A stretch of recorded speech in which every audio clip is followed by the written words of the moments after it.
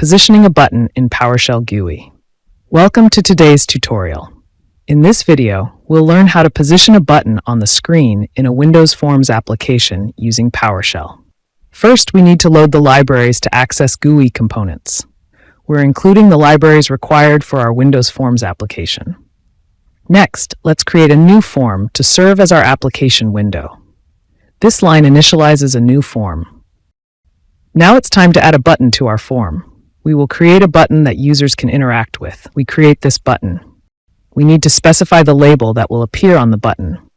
By setting Click Me, we inform users of what action the button will perform. Now, let's position our button on the form. This is where we can define where the button will appear on the window. Here, we're setting the button's location. This means the button will appear 100 pixels from the left and 70 pixels from the top of the form. Next, we'll add the button to our form so that it is visible to users. We include our button within the form controls. Finally, let's display our form with the positioned button. The command Show Dialog will open our form and keep it on the screen until closed. Let's review the complete code snippet we have created. Now, let's execute this code to see the form with our button positioned correctly. And there you have it.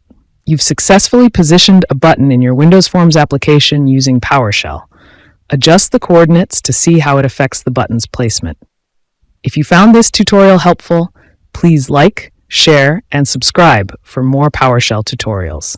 Happy coding!